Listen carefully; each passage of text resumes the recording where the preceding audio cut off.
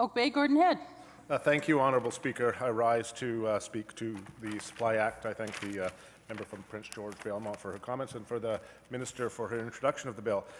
This bill, is, as the member from Prince George Valemount pointed out, is essentially following tradition where after the budget is announced and estimates are brought forward, is that a portion of the budget getting us through essentially this legislative period is requested up front to ensure that people get paid, in essence, that government can operate, that capital projects can go forward. And in this Supply Act, we're approving 2/12 or 1/6, quite remarkable, not to the fractional division, 2/12 is 1/6, 1/6 of the total amount of the main estimates, as well as 1/3. You could have said 4/12 if you wanted, as opposed to 1/3 of the capital budget. I won't be proposing amendment on that, Honourable Speaker, although I think it is sloppy mathematics. On a slightly different note, I do have a number of concerns, serious concerns, Honourable Speaker, with respect to the Supply Act, because the Supply Act is making assumptions with respect to the implications of the budget. And of course, the budget, which we've discussed, has got some assumptions in it. You know, Honourable Speaker, I and my colleagues are frustrated here on the BC Green Caucus. We're frustrated because on July the 18th of 2017, this government was sworn in. We are now nearly 8 months since government was sworn in. 8 months since government is sworn in. And we're still questioning what legislation is going to be brought forward. You know, Honourable Speaker, in the 19 days of debate, we're in our 4th week now, 4th week of debate here, 19 days of debate. Here we are, and what's being brought forward? We're getting the Supply Act to debate, fine. Fully four of the 8 bills that the government have introduced, including the Supply Act, are really housekeeping bills, or bills that every government has to bring in. We have the bill, of course, to ensure the supremacy of the Parliament. I won't talk to that, obviously, Honourable Speaker, because that's a different debate. We have the Budget Measures Implementation Act. Of course, I'm not going to speak to that bill either. It's another debate. And we have the now famous Miscellaneous Statutes Amendment Act, which we're all waiting with bated breath to debate as we define things like Pacific Daylight Savings Time. These are what the government's agenda are. This, Honourable Speaker, is troubling. Let's go back to 1972, Honourable Speaker.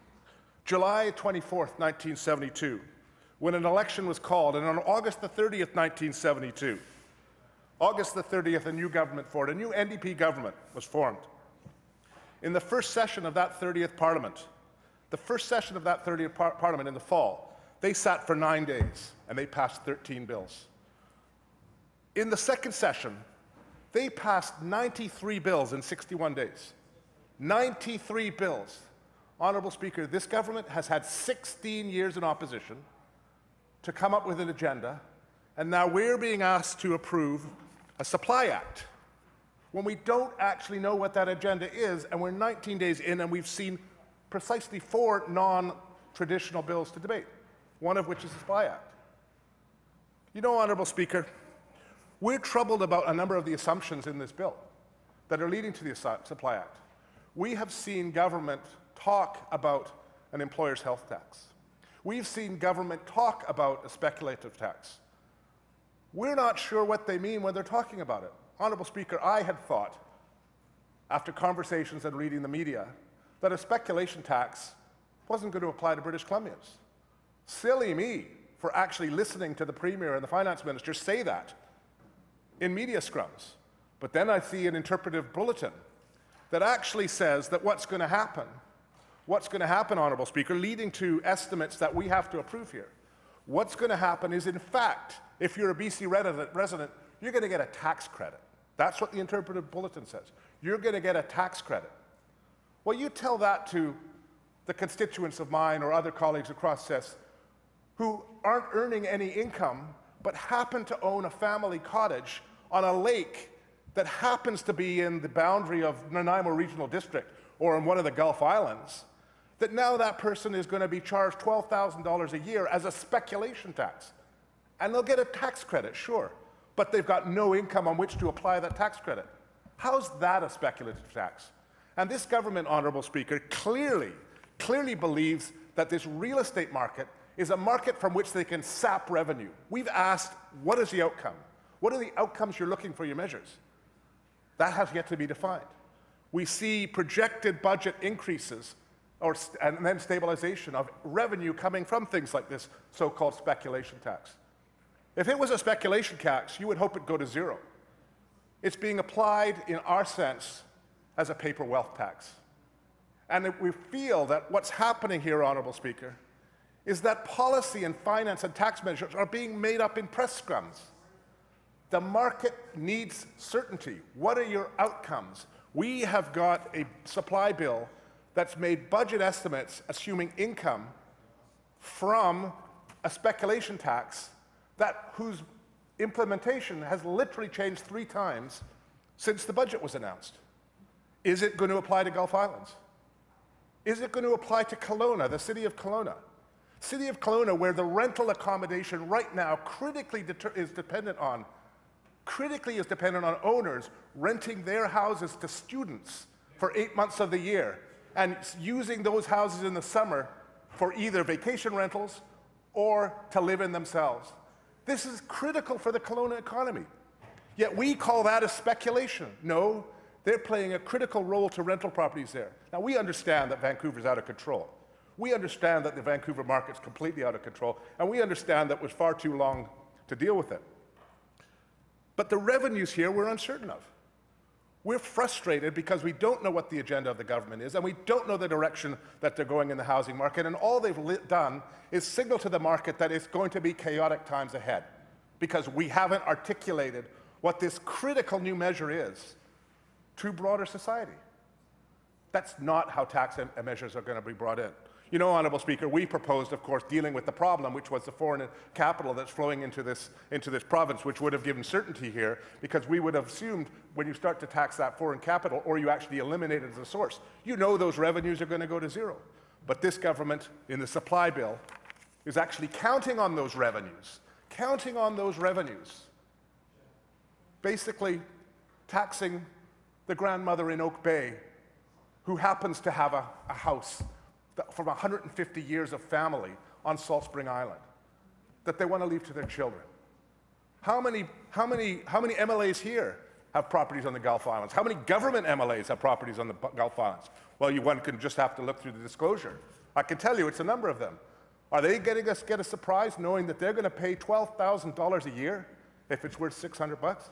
$12,000 a year, but they'll get a tax credit. Well, they get a healthy salary here. Okay, that's fine. But most of them don't. Honourable Speaker, we're very worried down here.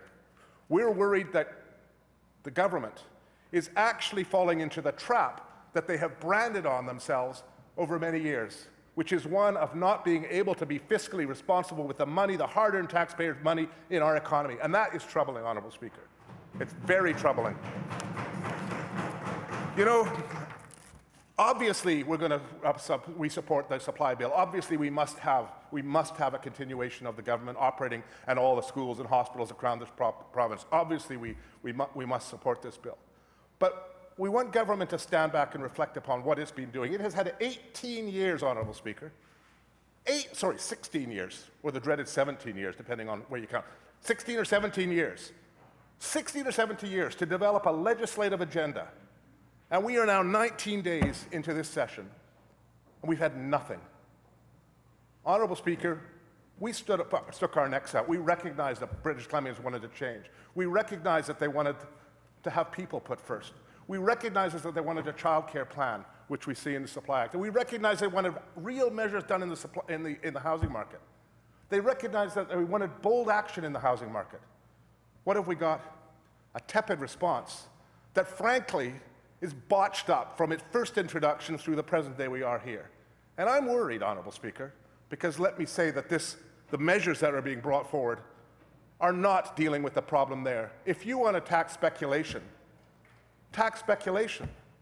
But we're not actually taxing speculation here. You could still buy a townhouse, take possession, flip that townhouse 4 times, pay 0 property transfer tax because you bought it in a bare trust. Government has known about this for months and years and railed on the BC Liberals to close that Bare Trust loophole. Have they done it? No. Why? Because they have to collect more data. How much more do we need to study these issues, Honourable Speaker? How much more studying do we need? Clearly too much in that case, but what about the employer health benefit? Well, we don't need to study that, even though we have an MSP tax panel to actually do just that. We decide, as reflected in this Supply Act, we decide that we know what the answer is. We struck a panel of distinguished academics who put their careers and credibility on the line to write a report on which government is going to base decisions. And government determines the way it's going to deal with it before the interim report is there. And it had to, Honourable Speaker, because you don't make budgetary decisions 2 days after an interim report is done. Honourable Speaker, what does that say that government is actually doing? Is it listening to the experts? Only on what it wants to listen to, only on what it wants to delay, what it wants to kick down the road. It's not listening on the employer health premium. Again, a piece of tax policy that, as far as we can tell, was introduced, realized it was done inappropriately. Now we've got the MSP panel coming in with their final report, clearly articulating that they don't approve or recommend the direction government has taken. How's government going to respond? They've boxed themselves into a corner. They're going to respond in a way that's going to hurt schools and hospitals all across this province. Now, they'll say, okay, we're going to cut it for the average person. Yes, they will. They'll cut it for the average person. And I get, Honourable Speaker, I get that there are unions out there who have, and I was one of those negotiators, who've negotiated MSPs as part of a collective agreement. And it was costed against a settlement. I understand that. But what you do then, I mean, there's also unions right now going back to their employers saying, you're not going to have to pay that, give us the money back. And now the employer's getting doubly hit because they're going to get an extended a healthcare tax. But not only is they're going to get a tax, they're going to get an increased tax. I don't understand the logic of this government not thinking this through and not recognizing that there are models out there and that you don't hit the economy with a baseball bat. You recognize that there are problems and you send a signal to market and you do so slowly and you don't make policy up in each individual press scrum. You know, I will quote one of the legislative reporters here who accurately assessed some emails that my Constit office was sending out, suggesting that in fact the speculation tax wasn't going to apply to British Columbians. Because we heard in press conferences, governments say just that. They said just that it's not going to apply to British Columbians. But in fact, it does. It's applying through a tax credit, not only in the problem area of Vancouver, but in downtown Kelowna, which will absolutely devastate their economy. In Parksville. Parksville is a community, the member from Parksville, Qualicum, talked about a development that likely won't go ahead. Parksville is a community that caters to, guess what? The people from the prairies, snowbirds, people from the prairies who are trying to escape the cold winters, and so come to Parksville for 4 or 6 months a year to live, and sometimes they rent out their home in the summer for summer vacations. But it's a community whose entire economy is based on tourism, snowbirds, and others. What about if we go to Cultus Lake? I had a passionate plea from a citizen from Langley who said they just bought a house, they've been saving their life for a place in Cultus Lake. They've entered into a contract, and now they have to move from the contract, get out of it, out of fear that the speculation tax will apply to them, and they're afraid that they're going to be sued because government hasn't given the market certainty as to the direction it wants to go. This is unacceptable, Honourable Speaker, and we're debating a Supply Act where the government is asking, so give us 2/12, should be 1/6. I guess that's actually a beautiful demonstration, Honourable Speaker, of what I'm saying. You know, get the numbers right. British Columbians deserve that. They deserve a signal. They deserve a real estate sector that actually deals with the problem.